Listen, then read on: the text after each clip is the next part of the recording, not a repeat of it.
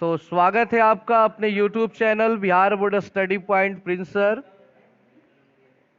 और आज के क्लास में हम लोग क्लास 10th का हिंदी यानी गोधूली का गद्य खंड का पाठ 10 पढ़ने वाले हैं, जिसमें पार्ट 5 में हम लोग पढ़ेंगे जो आपकी किताब में पेज नंबर 89 यानी कि 89 नंबर पेज पर जो भी प्रश्न उत्तर दिए गए हैं, करीब करीब 16 प्रश्न उत्तर हैं।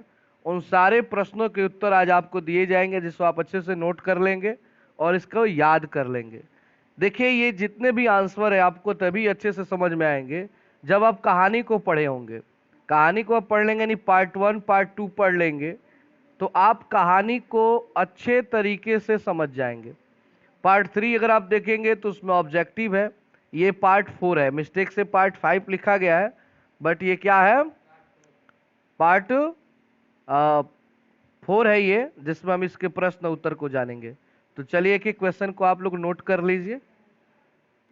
हमारा पहला प्रश्न है, झोले में मछलियां लेकर बच्चे दौड़ते हुए पतली गली में क्यों घुस गए? तो आपको पता है ना कि दौड़ते हुए बच्चे पतली गली में इसलिए घुस गए कि इस गली से घर क्या पड़ता था, नजदीक पड़ता था। यही कारण था कि वो लोग गली में घुस गए थे। दूसरा प्रश्न है, मछलियों को लेकर बच्चों की अभिलाषा क्या थी? अभिलाषा मतलब होता है इच्छा। अभिलाषा मतलब बाबू क्या होता है?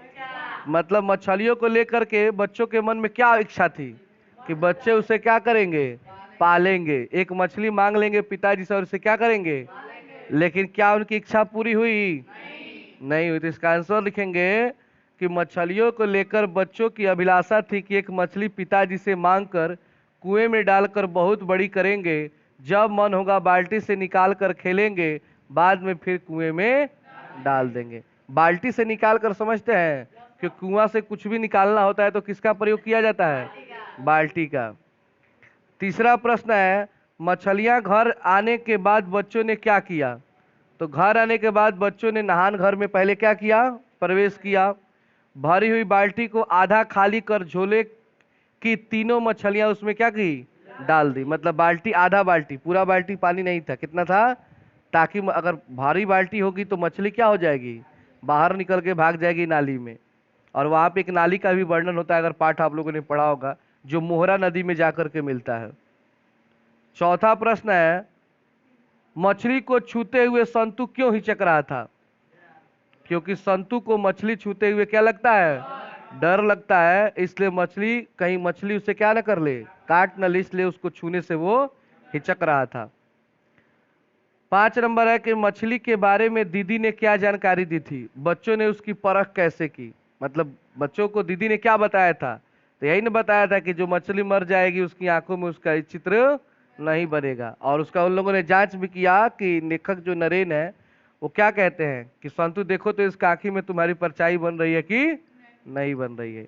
तो बहुत ही इजी जी क्वेश्चन है, बहुत ही छोटे छोटे लाइन में मैंने इसका आंसर दिया है। 2-2 लाइन, एक एक लाइन के आंसर है, अच्छे से आप लोग याद कर लेंगे। संतु क्यों उदास हो गया? 7 नंबर प्रश्न है, घर में मछली कौन खाता था और वह कैसे बनाई जाती थी? तो आपको लिखना है कि पिताजी खाते थे। अब बनाने का तरीका लास्ट में बताया गया है कि सबसे पहले मछली को पटका गया, राख मला गया और उसका सर काट दिया गया, फिर उसका पीस अलग अलग करके बढ़िया से तेल में छान फ्राई करके और अच्छे से तड़तड़ा कर उसे खा गया। यही प्रक्रिया। फिर 8 नंबर प्रश्न है, दीदी कहाँ थी और क्या कर रही थी? तो दीदी कमरे में थी और क्या कर रही थी, सो रही थी। क्या पहली बार में रो ही रही थी?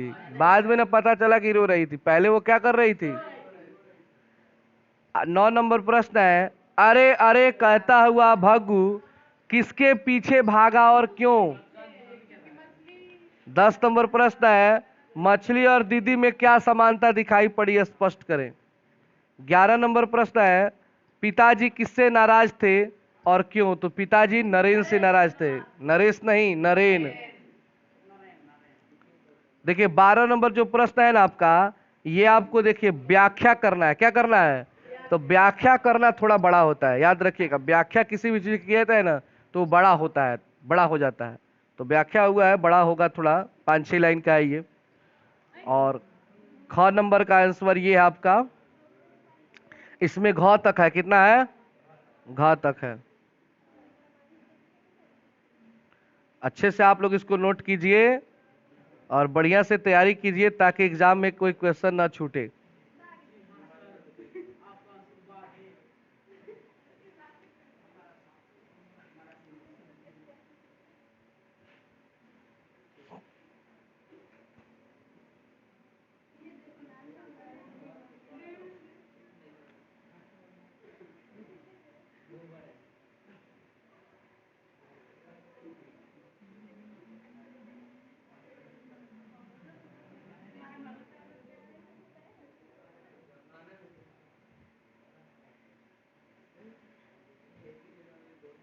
और जहां तक बात है 16 नंबर प्रश्न का, तो आप इसका सारांश अपने से लिख सकते हैं। सारांश बताया नहीं जाता है, ना एग्जाम में आता है, तो आप लोग चाहे तो अपने मन से इसका सारांश लिख सकते। सारांश का अर्थ क्या होता है? कहानी के बारे में लिख देना, कहानी छोटा करके लिख देना है।